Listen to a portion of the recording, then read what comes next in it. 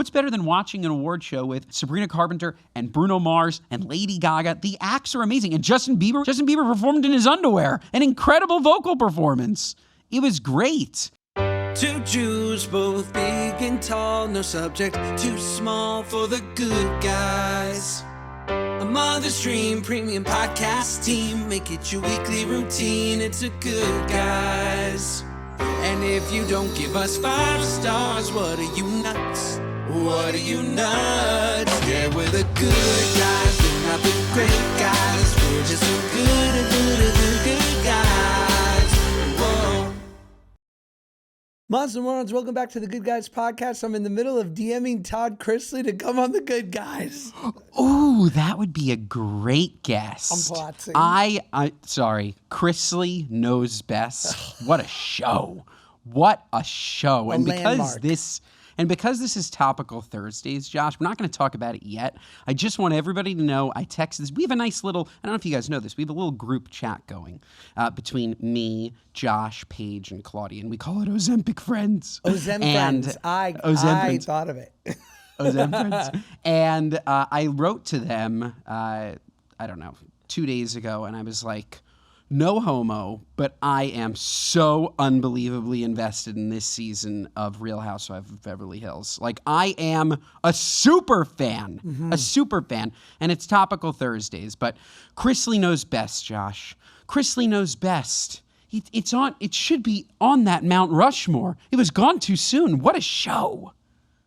Spectacular. It was so, you know what I've been reinvestigating too is Gene Simmons' Family Jewels. Do you remember that reality show? I do. What a theme song, first of all. Gene Simmons' Family Jewels. So good. So good. It's so good and it's horrible because it is the most produced fake storyline show ever, which is why I love it. Like, Gene literally breaks down in the middle of the desert. I'm like, but you're being filmed. He's like screaming in the middle of the street, like, what am I gonna do? And I'm like, ask the crew of 50 next to you. Ask if you can get in their car. Yeah. Like, there's something to do. It's very simple. Ask Transpo. Like, I'm sure they have a car that works. Yeah, you're good, Gene. You're good, okay? But God, my would God. Todd be a king on this show? Would any other show appreciate Todd Chrisley more than this show? I don't think so. No. I don't think so. We would welcome Todd in with open arms, okay? We'd bring him into the fold. We'd lightly touch on some fraud and embezzlement. Yes. Light, Todd. We'd light. dance And most of the time, we'd schmooze. That's it. We'd schmooze. I'd say Todd with the bod. What was it like in the shoe? You know what I mean? Yeah. The hole. You know? Yeah. The prison What hole, was it not like? the other holes you're probably into. Sorry. What was it like, Todd? What was it like, okay? Being the king of reality TV, now disgraced. I don't know, Josh. I think it would be wonderful. I think we both need to be in person with him. I think we get a little handsy. It would be an honor, Mr. Chrisley. And I've just recently seen all of these social clips of him on other pods. And they were like talking about him in prison and how he was like getting food brought in for him. Because I guess in federal prison, you can have food brought in. And he said, well, you know, at first I would eat my Culvers. He's like, and I would enjoy my Culvers. I had never had it before then, and I haven't had it since I got out. And then, you know, Mondays and Thursdays, that was my Chick-fil-A. He goes, and one time I did Olive Garden, and that was not for me. I did not like it. And I was like, you seem like a great time. We could eat, my boy. I'm laughing because you sound like a black woman, but it's also so close to Todd Chrisley. I'm now realizing that the Venn diagram of Todd Chrisley and black women are really tight. They're like, it's him. It's him. He's the best. Wow. We love what you, would Mr. Chrisley. if we went to prison, Josh, we would just have Bruce catering nonstop. Every day I'd get a call. There's penne alla vodka waiting for you outside your cell. There's chicken cutlets. There's matzo ball soup. There's gefilte, Josh. Gefilte. Yeah. Bruce would be catering for us nonstop. But prison is not, other than like the forced, you know, canoodling that I would be less interested in. it's not a threat to guys like you and I because I love ramen. I like a grilled cheese made with an iron. And I love self-reflection, and I love time to myself, and I love, like, can you imagine? Like, honestly, I don't think it would be that bad. Again, agreed. I don't want any forced canoodling. That's a problem. I also don't want to get beat up. Okay, that's also a problem. But like a nice white collar, we get to work on our tennis stroke. We get to read a little. We get to do push-ups. We come out. I certainly am coming out stronger than I am now. I got nothing else to do. Okay? Or maybe, do you think I'd get fatter in prison? No. Does anybody come out of prison fatter than when they went in? I don't know. I went to camp and came back fatter, and everyone was surprised. They were like, no one comes home from camp fatter. It depends. It depends. It can happen, Josh. It can happen. Don't be down on yourself. It can absolutely happen. One summer I lost weight. The rest of the summers I gained weight. Because look, you have these kids, they just smuggled in Lord knows how many Snickers and Twix. And it's like that scene in Heavyweights with the kid taking the salamis off his back. That's real. At the mess hall, we had all you can have bug juice, dog. You could fill up your own fruit punch. So that was already liquid sugar going in my veins. And then our Spanish foreign exchange camper, Borja, he would get the ill packages from his parents. I'd be like, Borja, are we having jamon? Like, this is amazing. My favorite was the kids that brought hot pots and would literally make Wacky Mac in the back. Like you are literally, there's a full open kitchen where you are making me Kraft macaroni and cheese in the middle of the night. How am I supposed to? Of course I'm going to gain weight. Of course. My mom only let me have Diet Snapple. They have regular Snapple in the bunk, Josh. You know what a guy like me does with regular peach Snapple, regular lemon? I'm doomed. Was your camp, were the bunks at your camp a proper cabin? Yes, a proper cabin. Small, though. 14 kids in a bunk. Maybe more than that. 12 to 14, so maybe 7 or 8 bunk beds. You'd have the counselors' beds that were not bunk beds in the front. You'd walk through. In the back, there was the bathroom that I can still smell because you just like pee straight on the wood floor. Right. And it wasn't any, there were no frills. Like that, I think that's where I grew a dependency for my fan. Like for the longest time, I needed that like white noise and fan right in my face. And that was, if I didn't have my fan in camp, these bunks aren't air conditioned. They're hot as hell. Totally. I went to Camp Sloan in Connecticut for 1 year. And then the next year I went for 4 days and went home. But I went when I was 9, and I remember I love my counselor, which I've always made men my father figure, and I did this to our counselor Namdi from Africa, and he was just a dream. He was a sweetheart, and he believed in me. But as I said, some of my bunkmates, Borja, Simon, Henry, Kevin, but we were on literally in old school, we were on a wood platform that was probably raised half a foot to like 10 inches. And then we had the frame of a cabin, but it was open. Like there were no walls, right? So there was just an A-frame, and then there was a canvas. It was canvas over it. So it was like one of those like mobile tents that you would see in the desert. But it was just canvas walls that we would roll up when we woke up. We would roll it up, strap them up, and then it was just an open air thing during the day, and then at night we could close them so there wouldn't be any bugs, but you still had to sleep in mosquito nets. Oh my God. It sounds like hell. What the hell is that? And I went to like I went to a very crunchy camp. This was not like there are camps with air conditioners and there are camps with like all those frills. I thought I went to a no frills camp. No walls and mosquito nets is extra no frills. And honestly, it sounds amazing. Like when you're in that, it's so fun. It's just fun to be a kid. It's fun not to have phones. It's fun to listen to music. You wake up, I'm sure you had the same thing. Namdi probably played his playlist, which eventually became your playlist. You're waking up to him just like pushing the beats. And you're like, ooh, what's that? And then it ends up on your mixtape or whatever. And like they never wanted to let me play Miley Cyrus, which is what I was into then. They were like, no, we're listening to Red Hot Chili Peppers. I'm like, but 7 Things I Hate About You by Miley Cyrus just dropped and it's great. You don't want to listen to that? You don't want that? You don't want that smoke? They're like, no, dude. Like Chili Peppers is it. It was Chili Peppers.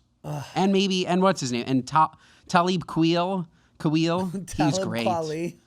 Yeah, pretty close, right? Pretty close. Talib Kweli is quietly one of the like greatest rappers ever. Just to get by, just to get by, just to get by. Just to get by.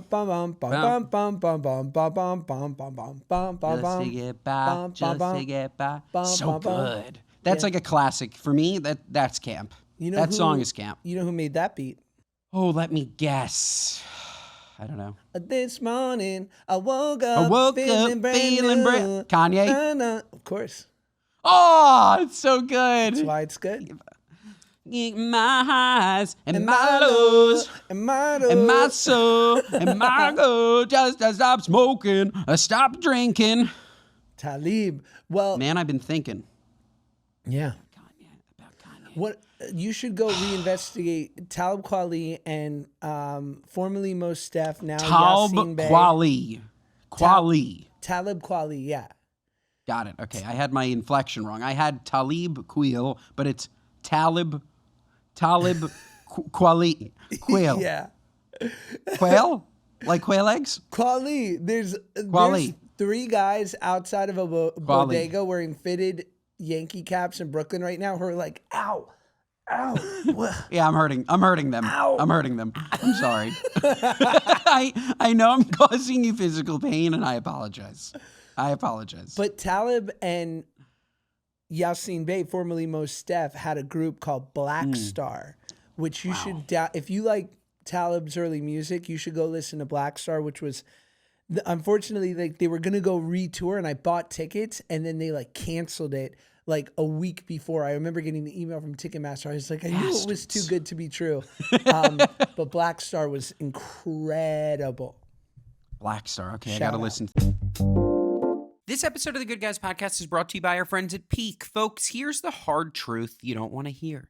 You can spend all the money on serums, but if your cells are stressed and dehydrated, nothing will glow.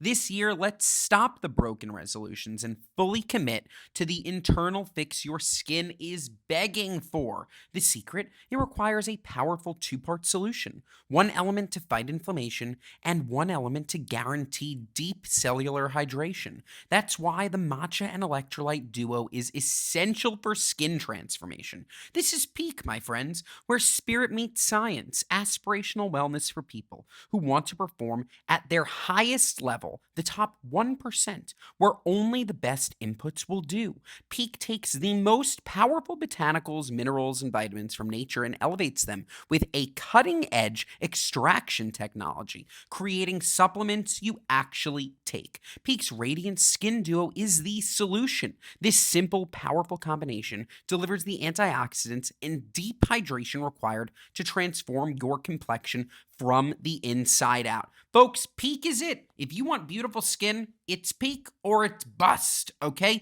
Redefine your standard of health with Peak. Secure 20% off your order and begin your intentional wellness journey today at peaklife.com/goodguys. That's peaklife.com/goodguys. Commit to intentional health. That's PIQUE life.com/goodguys. peaklife.com/goodguys.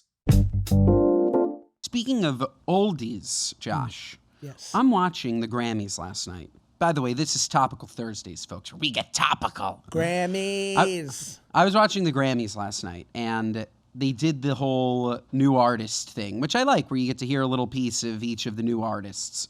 Let me just go on record and say Addison Rae stinks. Oh, really? Okay, that was, yeah. Oh, my God. That didn't was see. awful. Okay, then there was one more, and I was like, this is new music? This is what we have? This complete dreck? And then all of a sudden, I noticed that face. And I noticed that man. I'm like, wow, he sounds amazing. And it was Andre from Victorious. And I was like, I know that face from when I watched that. So Leon performed. Is incredible. Amazing. Incredible. Amazing. He's what turned the entire night around when it came to new music, because then it was just banger after banger after banger. You had, what's his name?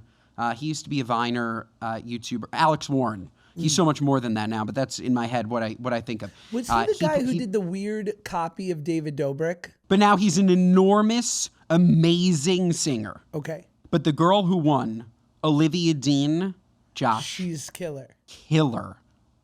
I was like looking at her, I'm like, you kind of sound like, and I love that kind of music, like Norah Jones. I was like, oh my God, it's Norah Jones reincarnated, even though I don't think she's dead.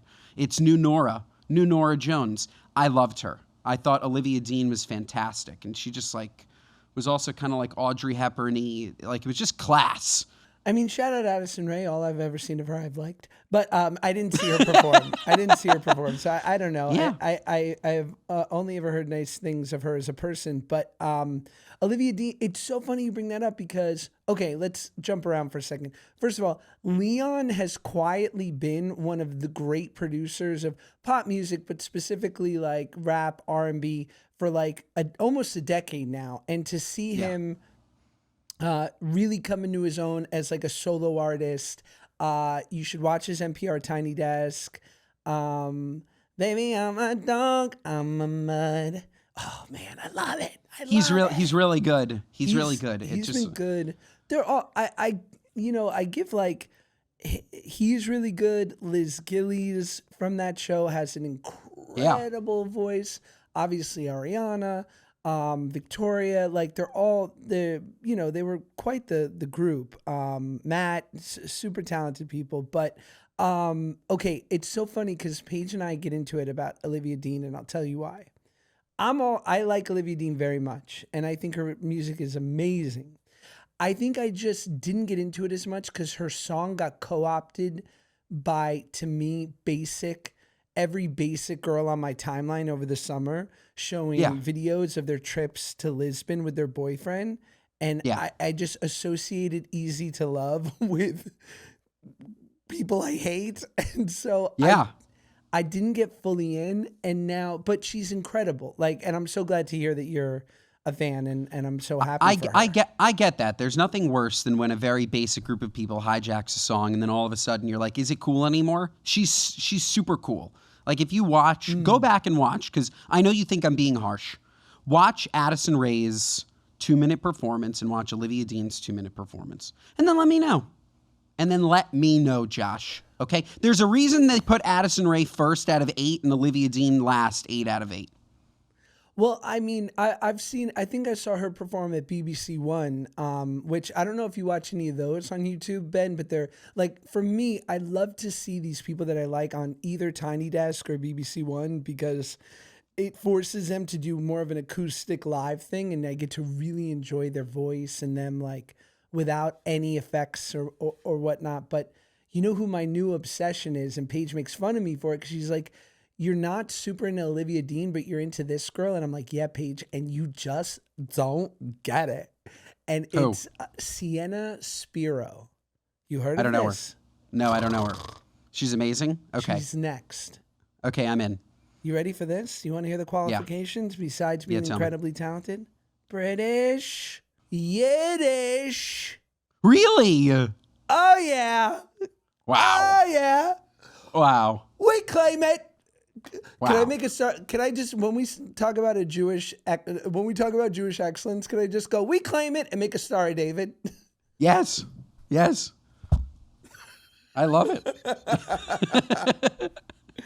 She's unreal. She performed at she got a standing ovation on Fallon a few weeks ago. She's obviously taken over TikTok, and she performed at the Blue Note in Hollywood over a week ago, which I wanted to go see her, but I want to go see her. She's going to be at the Troubadour in March. She's the next one. Shout out Sienna Spiro. Big fan. Take that, Paige. All right. Why don't you go get a podcast and you can talk about Olivia Dean, Paige? No, love you. Shout out both of them. Her. Queens. We are lucky to have wonderful music. They're incredible. I also, we can't mention Queens and not talk about, I don't know how she didn't win anything, Sabrina Carpenter, but every time I listen to her and every time I watch her perform, I'm just like, you are badass. Badass. She is. And I turned to Claudia And it's funny. I think I'm just like morphing into my wife slowly. I was like, she has the career that Olivia Rodrigo wishes she had. But you're the biggest Olivia fan. I know, but she's got to put out new music. Pump it out. Okay? There's no new music. And when there's no new music in this climate of Josh, we need music and music and music and music and music. You forget. So yeah, I loved Olivia Rodrigo when she was pumping out the tunes. But now it's Sabrina Carpenter. I'm not trying to say that there's only room for one, but it kind of feels like there is. So I'm looking forward to the fist fight that goes between the two of them. But yeah, Sabrina Carpenter's fantastic. And we have a shared love of Miss Lady Gaga. Amazing. And it's funny, I spoke about this on the podcast when I went to see her live in concert, that I guess she was filming for her Netflix special or whatever they were doing on the tour, and they performed Abracadabra 4 straight times for camera. And so I had this song in my head. I'm like, stop it. And then, of course, she performed it. That said, it was like I was listening to it for the first time. She is just so talented, so theatrical, like thinks about the performance and the art just as much as she does the vocals. I want to hear your opinion on this because I feel like we differ on this. That's my personal problem with Tyler, the Creator. I see his stuff and I think it's masterful. But I can't get behind the music. I just don't think it's music.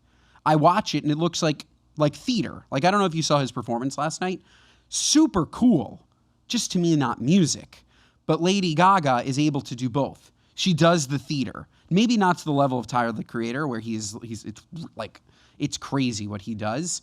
But she's able to mesh just like this demonic, crazy, sick, twisted theater with sick vocals. And Tyler, the Creator, I feel like he doesn't do the vocal part when I see him perform. I was once where you were, Ben. By the way, I like that. It's so me. I'm going to turn into the Tyler, the Creator's #1 fan. Tell me why. Tell me why. I was too, once where you were. About 8 years ago, I was in the car with the great Jordan Rock, Chris Rock's younger brother, great comedian, actor. And we were driving, and I said to him, I like Tyler, the Creator, but where are the bangers? Where are the hits? Yeah. And he said, you don't get it yet. And he said, his albums will take you on a journey, and it's even bigger than the music. It's the world that he creates. But to your point, I will send you an NPR Tiny Desk of him performing, which is spectacular. Live, he's playing piano. I mean, he's beyond. And there's some really good hits, some really catchy shit. But in general, he's a true tastemaker. Like, from the fashion to the music to the attitude, like the overall thing that he's giving us is such a gift. But I know it's easy to say that and be like, right, but the music's not as strong. I'll give you 5 songs that I think you'll love. Send me the Tiny Desk, and I'm just envisioning just like a little desk like this big, and it's just like a little person, just a little. Do you ever desk watch playing them? Tyler, the Creator. No, but BBC Radio 1, I know from when I used to go deep in house. That's why I know those. Like, I'd listen to BBC Radio 1, Alesso at Tomorrowland. Like, that's that's why I know that. But no, I don't know Tiny Desk, so I'm excited for you to send it to me. Oh my God, dude. NPR Tiny, it's so many people you love. NPR Tiny Desk, it's in DC, it's at the NPR offices, and they have the biggest people of the day and back when come and perform in this little office space, like in the NPR office. And wow. Famously, like Mac Miller did one like a year before he passed away. And it's like one of, like, if you were ever on the fence about Mac Miller, like that's what introduced me, because I was like, whoa, like this kid is a true musical genius. And I've never been on the fence about him. He's sick, just unbelievable. Sick. But so Jewish. I'm excited to excellence. He is Malcolm. He is too. Oh my God, Malcolm. You didn't know? No, Malcolm Milovich. I didn't know. I keep good tabs on our people. My wife can't stand it. I lead with it. Good, as you should. I love you, Paige. I must be insufferable. No. I'm so not lucky at all. that she stands me. Oh, she's the best, too. Tyler, the Creator, though, is he not built for the Grammys then? Is he not built to perform at the Grammys? I didn't I also want you didn't to watch it. Okay, so what you need to watch is Addison Rae, Olivia Dean, and Tyler, the Creator. Because Tyler, again, I'm going to say it, unbelievable art. I'm watching it. I'm like, this is an artist at work. This is the creative director of Louis Vuitton for a reason. I get it. Is he? No music. I thought Pharrell was the creative director. He's the creative director of someone. Is he Something not of Louis huge, Vuitton? I'm sure. I thought it was that, but I want to fact check that. Probably something else like French couture. Who is Tyler, the creative director of? I'm not sure. I couldn't find it fast enough. But yeah, he's definitely the creative director of something. Okay, You should be the creative director of Rochester Big and Tall. What is it? Yeah, no, I don't know that. Yes, I should be the creative director of Rochester Big and Tall. Yes. That'd be Oh my so God, hot. we'd do so good with it, Josh. We'd kill it. Okay, you need to come and do it with me. We'd be great. So you take over and you have this big fancy fashion show, but you have to make the runway shorter because of how big the models are. And we have to bring in cement for the floor. The models are on scooters. Oh my God. And now Ralph can be seen in a 3-piece suit and the squirrel lark. I love the way he's matched his bow tie to his wheels. And he's wearing the maroon diabetes shoes. Sporting an Ozempic pen, Ralph is looking just amazing in his New Balance extra wides. That would be so good. Oh, I love it. We should just do that with AI. Can't AI make that? Like, can't they show us what that would look like? I hate it. I hate AI. Did you see this thing over the weekend? Apparently, AI computers or AI technology got together without humans and made their own social network or something, complaining about humans. Did you see this? No. We have to look up the story. It was a very, very scary AI social network. And then we can, since we were talking about Ozem friends, and see, here's the problem with me, and I think it's a nice thing, but it can become a defect. Assets becoming defects, the poisons in the dose. I get very passionate about things that I want to share with people that I think are important, and I think that I might have access to that others don't, right? Like certain movies, certain TV shows. So now I want to send you 10 tiny desks because I want to share with you this amazing thing. I think we should talk on air that the wonderful Claudia Oshry, your queen, her and I are in a little bit of a feud right now about our boy Alex Honnold and her watching the documentary Free Solo, which I can't get over that she won't watch, and it makes me really upset. You know why she won't watch it? Why? Because you want her to. Right. like if she stumbled upon it by herself, she'd watch it for sure. But no, she's my not. gears. No, she's not the type you got to watch this. She's like, do I? Right. That's just her. That's just her. But it also was really funny. I was driving and you and her were just texting back and forth. And she would say something and she's like, I know this is going to really upset him. Good for her. It was really funny. But yeah,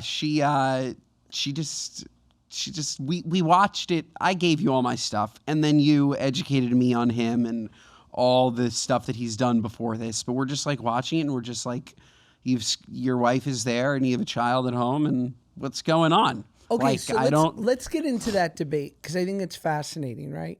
Because Alex Honnold, who climbed the tower in Taipei recently on Netflix, free climbed it without any ropes or backup, did a documentary called Free Solo in 2018 that won the doc, or maybe earlier than that, but won Best Documentary for free soloing El Capitan in Yosemite, which is maybe one of the greatest physical feats to ever happen.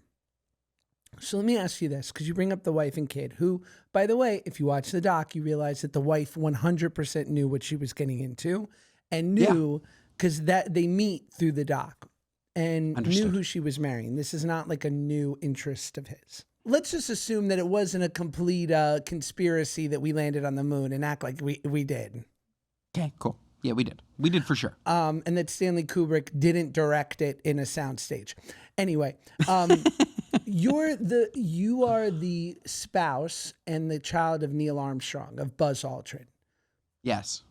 Do you say, how dare you go up to the moon, Neil Armstrong? It's an interesting comparison. To me, you do everything you can to test your spaceship. God forbid something happens, you have precautions in place. If the oxygen drops out, it's like on a plane, right? You lose oxygen, oxygen falls from the ceiling, and you put on your mask. Redundancies. And to me, watching Alex Honnold for the first time, it felt like he intentionally didn't have any of those.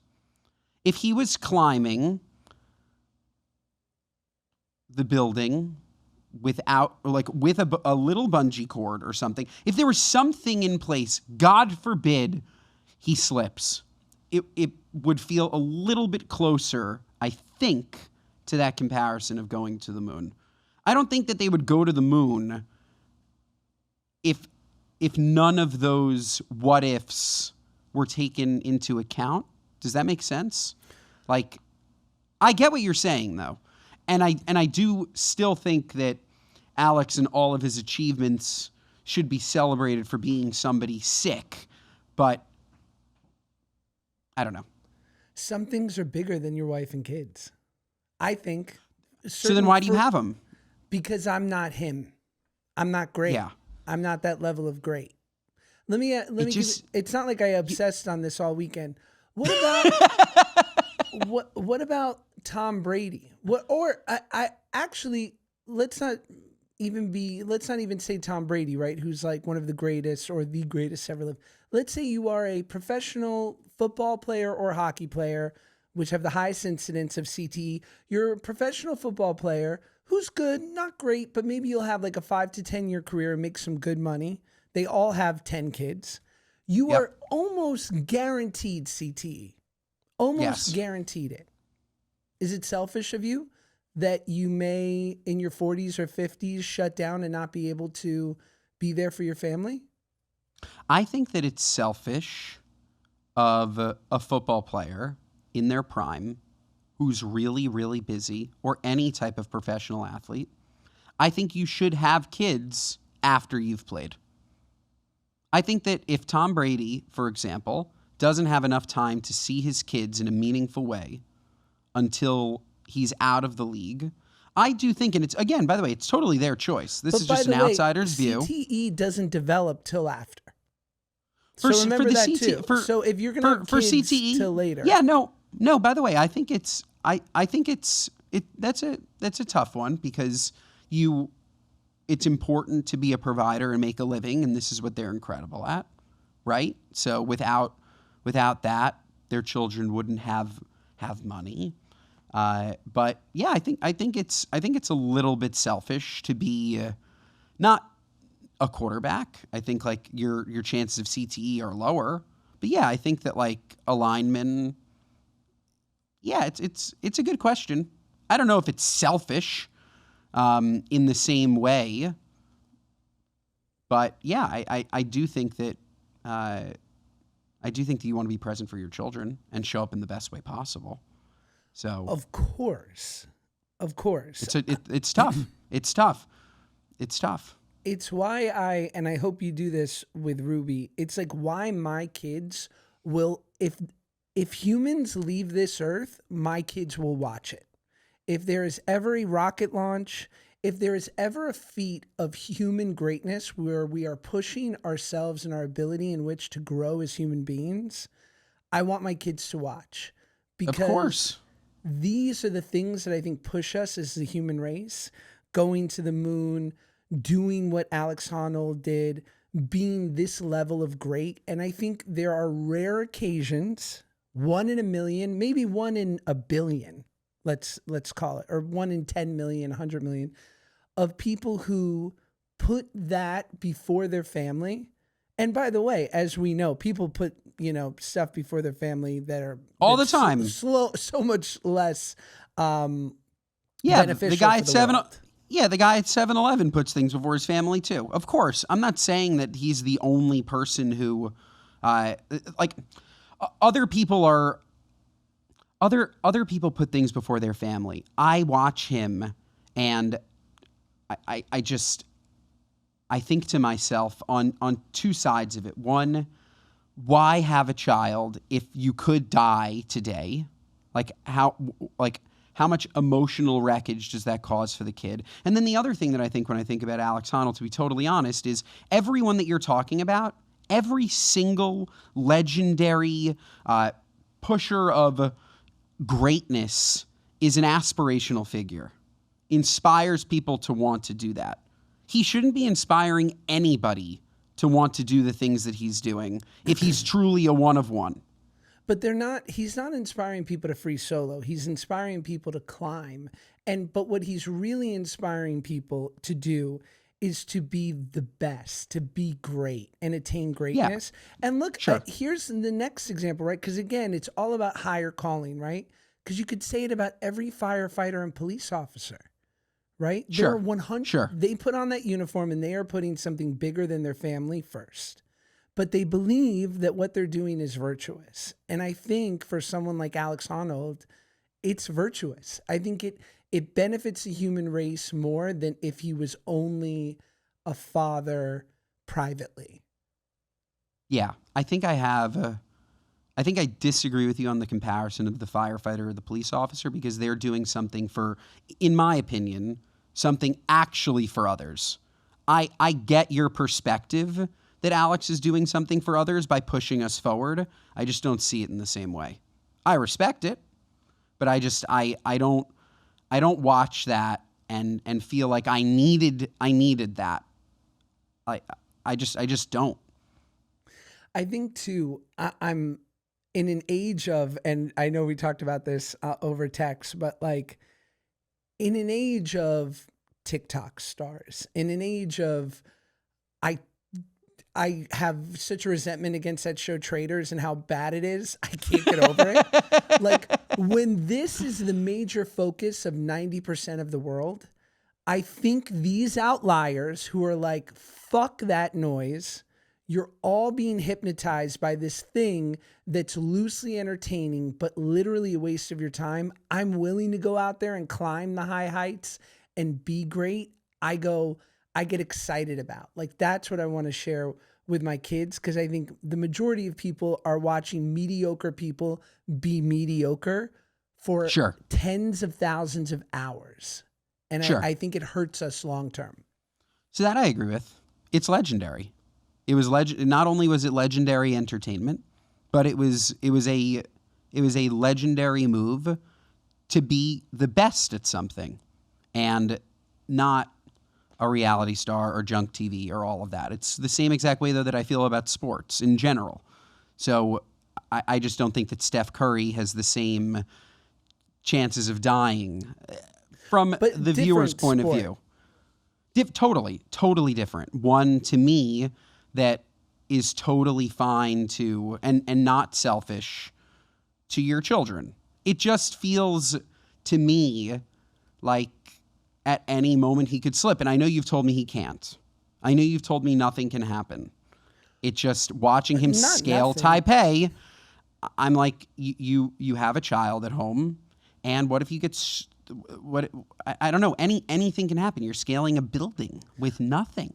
But it could happen, but if you are in the NFL today, you will almost assuredly have CTE and be living with a deficit in 20 years. Like almost. So by the way, guaranteed. I'm down to say that those positions that are sure to get CTE, which are typically linemen bashing their heads against each other, or a running back, is an incredibly selfish position to play if you plan on having a family. But then we're saying all hockey, huge incident rates of concussion, some soccer players who are doing headers, all of MMA, all of combat sports. Again, I just think it's a slippery slope to start condensing people trying to do the rare things that most of the human race can't accomplish because there's an inherent danger in all of it. But you can have that inherent danger and not have children. But then the football players will never have them because, again, it doesn't come to later. I hear you. I think that there is a stark difference between climbing a building with no ropes and playing football and getting CTE. Some of the CTE is horrible, for sure. Not all of it is I shouldn't have children. That said, for the sake of this conversation, I would argue that anything like that where you need to put yourself first, your children can wait. And if you have such bad CTE that you're going to have children and you can't be present for them, unless your wife really wants them, then you're having them for her. But in Alex Honnold's situation, if he dies, it's, I don't think they're apples to apples, but for the sake of the conversation, I don't think that they should have children. It's so funny because him being so great, he addressed this question. He was asked by a reporter and he literally said, well, his wife, he's like, my wife and my kid are well taken care of if I'm not here. And honestly, she's 4. So I think this would be much less traumatic than you're making it out to be. She wouldn't remember me.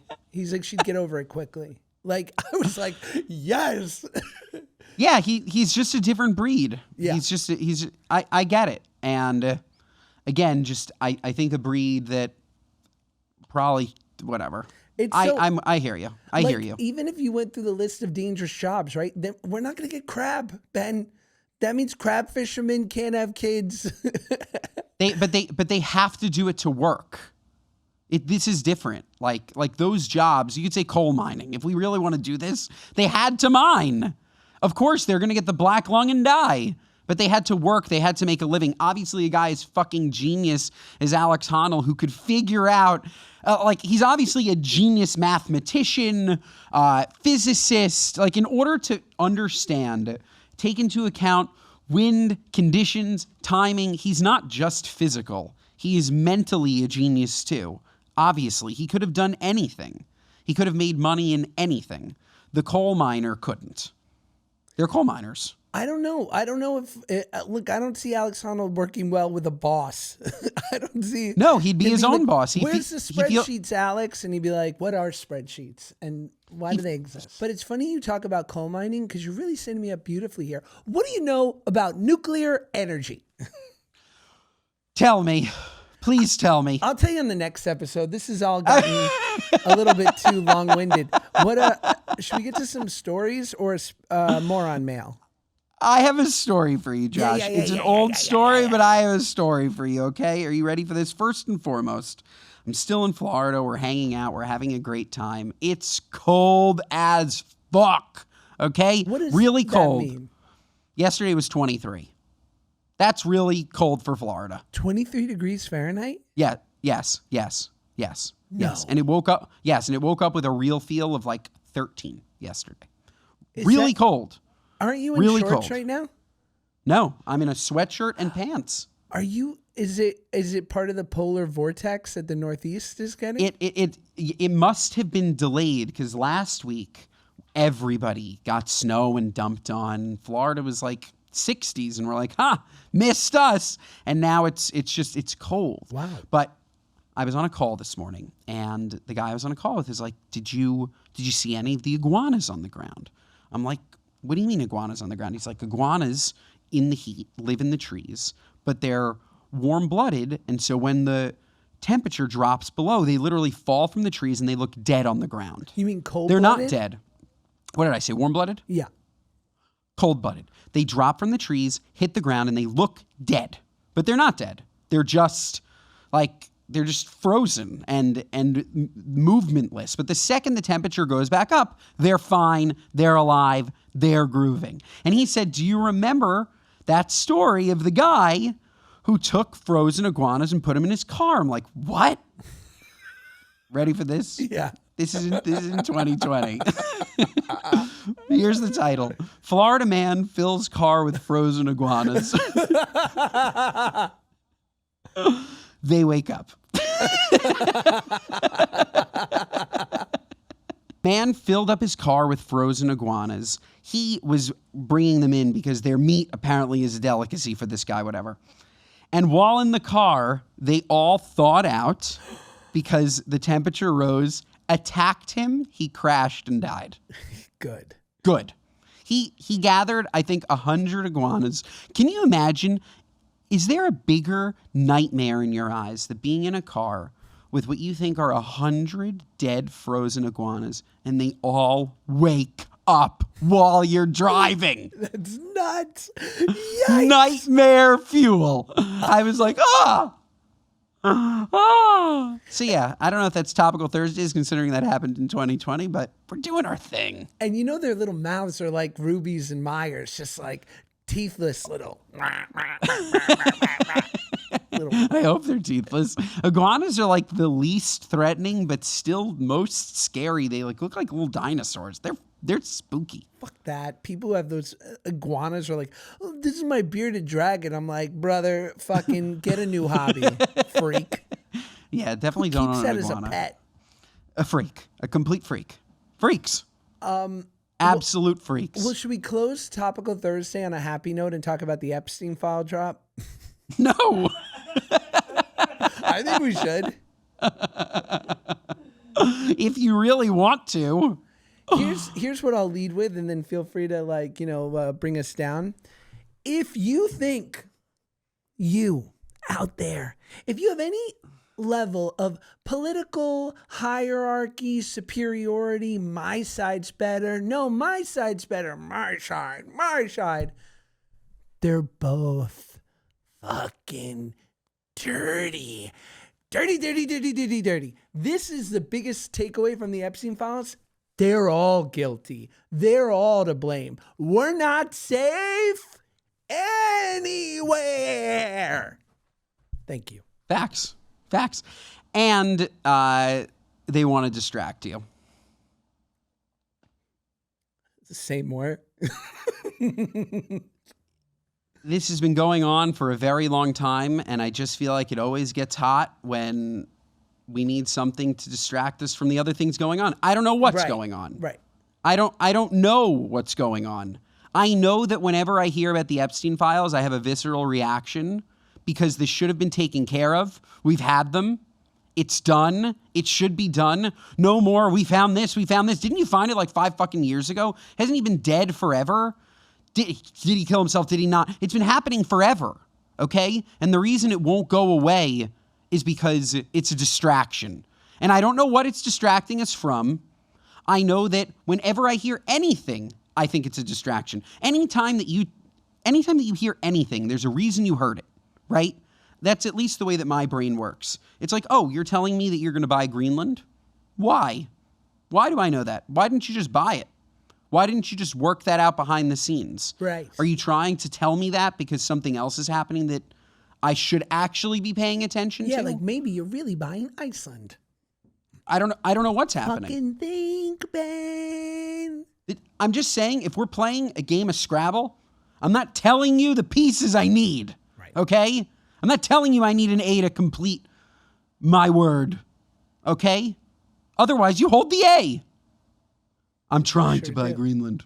It's messed up, man. But here's like the worst part of it is seeing these supposed, brilliant, highest of high society people, so wealthy, so educated. Their emails are a joke. It's like literally they're writing him going, hey, had fun in our, in quote, party last night. I'm like, dog, why don't you give yourself away? Like, these are clearly people who never text.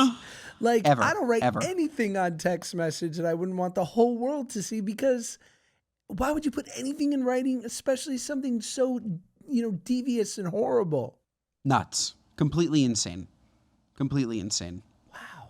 Can we also, while we're topical and while we went here, can we just quickly talk a little bit about the Grammys and this virtue signaling? Yes, I but can't can I stand close it. with this? Have you thought about Yes. what Epstein's Island would be if it was ran by women? Home Goods Island. Okay, go. Home Goods is so good. Shout out all those places. Home Goods, TJ Maxx, Marshalls. Yesterday I went to the Rack, Josh. I went to the fucking Rack. Nordstrom Rack. This place is sweet. Nordy Rack. Okay? Unbelievable. All that I want to say about the Grammys is, first and foremost, because I already went there with Addison Rae. Sorry, Addison. You're probably a lovely Shout girl, out. Please come but- on the pod. We love you. Yeah, but the music's no good. She's not coming on the pod, Josh. No, she's I've not. Sorry. burnt Sorry, that bridge. Addison. You know who Sorry, else isn't coming on the pod? Trevor Noah, who is so not funny. He's so not funny. Way before, I just want to clarify here, way before he made his Trump jokes, way before he made anything, during the Grammys, he was not funny from the get. Everything I've ever seen him do, Trevor Noah is not funny. That's just like the first statement. He's so political always, which I want to watch the Grammys to listen to music. I totally understand you having a huge platform and you want to go up there and you want to make the most of it. So go up there and make the most of it. I don't know if you heard any of these speeches or you didn't. Billie Eilish's speech was a crime, and she's standing there with her pin when she could be saying so much more about ICE. You have something to say about ICE? Say it. Don't just wear these stupid fucking pins and make everybody knows that last year there was a group of people that got together and they said, wear this Free Palestine pin. Now it's wear this ICE out pin. It's like, I'm not saying that you can't have an opinion. It's just it's so thoughtless. It's so brainless. And then you get up there and you just say divisive shit that just like gets you claps in a room of just people that are so stuck in their bubble that aren't thinking about anybody else. Like they're only thinking of their circumstance. Billie Eilish with her $200 million and her security and her access and it drives me up a wall. And the proper way to talk about it is if you go and you look up Bad Bunny's speech, he also spoke about ICE. He said, lead with love, not hate. Regardless of what side you're on, lead with love. Because if you go in with hate, this is how we have these problems. Go in and lead with love. And I know that might sound a little bit frou-frou, but I liked that. Like, we're human beings. We should be empathetic. There's something terrible going on. There's something terrible going on in this country. Terrible. Yeah. Lead with love, not with hate. That's a beautiful statement. Nobody is illegal on stolen land. That's what Billie Eilish said. Nobody is illegal on stolen land. That is such a catch-all that makes people angry. It's like, are you trying to just create a divide? Are you trying to imply that there should be no immigration law? Are you trying to, like, zero? Do you live in a doorman building, Billie Eilish? Do you live in a gated house? Do you have security? Do you have a lock on your door? Or do you not need any of those things? Do you not need any of them? Because you're living on stolen land, and thus, it doesn't matter. It's a free-for-all. Anybody can be anywhere at any time. And if you want to say there's no, if you want to say that you don't have to have any rules because we're on stolen land, that is the world. Every single country, modern country, was conquered by war or taken. It stinks. It's not nice. It's why we pay reparations. It doesn't mean that we shouldn't have law and order. I think, and this isn't addressing necessarily, it's addressing famous people in general, but this happened to actors and producers and not to musicians. But the turning point for me was at the Oscars when everyone sat there and watched Will Smith slap Chris Rock in the face and then gave him a standing ovation when he won the Oscar an hour later. Like, this was the clearest moment to say, okay, like, if you're if you're ideologically and you are virtuous and you are someone of high moral fiber who does the right thing when given the opportunity, here's a guy who committed a crime in front of you, right? An unacceptable, violent crime. Super famous, and everyone's watching. Can you do the right thing? You know? Can you walk up to him and be like, get the fuck out of here? Like, what did you just do? You just slapped that guy. You slapped that dude in the face on national television. You embarrassed him in front of everyone. And now you're sitting back down and just chilling and screaming at the stage, cursing. And then I have to listen to you give an acceptance speech where you talk about how like Denzel was giving you a pep talk after. Nah, dog. Not tonight, boss. Take a walk. It's done. Like, but nobody did that. So at that moment I went, gotcha. Like maybe these people are not going to direct me morally. That's why Bad Bunny to me at least was such a breath of fresh air, because I love Bad Bunny. I love him, love him. Yeah, he had an issue with ICE. He didn't wear the pin, and he spoke about it from his own experience. Like, I want to like set the record straight and be so unbelievably clear so that nobody can twist my words. I'm not saying that what's going on in this country isn't a problem and something that we should look at and talk about it. I'm saying that when somebody hands you one way to talk about something and says you have to talk about it, you have to wear this pin, you have to rile people up, it doesn't make anything better. Right. It's just divisive. I'm lost. I hate those award shows because I love them. I love watching like live performances. What's better, Josh, than going to a concert? What's better than watching an award show with Sabrina Carpenter and Bruno Mars and Lady Gaga? The acts are amazing. And Justin Bieber, we didn't even talk about Justin Bieber. Justin Bieber performed in his underwear. An incredible vocal performance. It was great. Should we get to our What Are You Nuts moment of the week? Yes, we should. All right. Our What Are You Nuts moment of the week are our gripes with people, places, and things, both big and tall. Whatever. Stick it in your craw. Ben? Josh, you know what's sticking in my craw? I'm a little bit sick, okay? You saw me drinking tea. Josh, you ever go and try and get a cup of tea that isn't scalding hot? Too hot. How about you give me a cup of tea that is drinkable? Okay, I ordered the tea not so it would be a normal temperature in 20 minutes. Not so that the plastic lid that's sitting on top of it will 100% melt and fall into my tea. Yes. Okay, I want to drink my tea now. Can you put it at a temperature that will not burn the roof of my mouth, not burn my tongue? What are you, nuts? How do you even get water that hot? I agree. Couldn't agree more. Josh? What do you mine got? is, my What Are You Nuts is the word crumb. Hear me out. It's a fucking dumb word. This is spelled stupidly. What are you, nuts? The great Max Peck is 7 years old and we're working on his spelling. So we go on walks and I throw out words for him. And sometimes I throw out words with silent letters because I'm like, this one's going to trap him. And I said, okay, crumb. And he goes, C-R-U-M. And I go, mm-mm. And he goes, C-R-U-M. And I go, there's a B at the end. And he looked at me and I looked at him and we both said, what are you, nuts? Like, yeah. For what? This is not necessary. Crumb.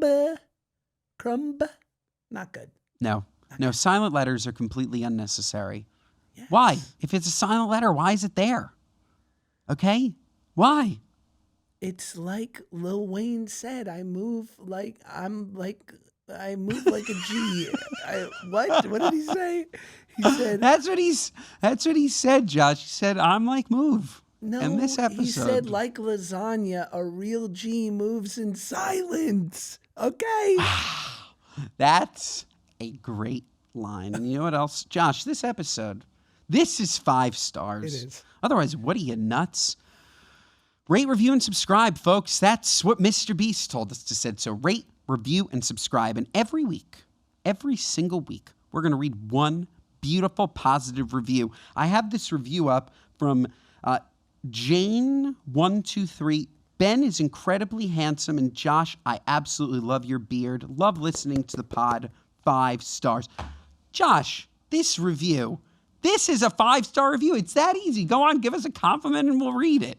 Okay? Rate, review, subscribe. Love you. And we'll see you next time, Mondays and Thursdays.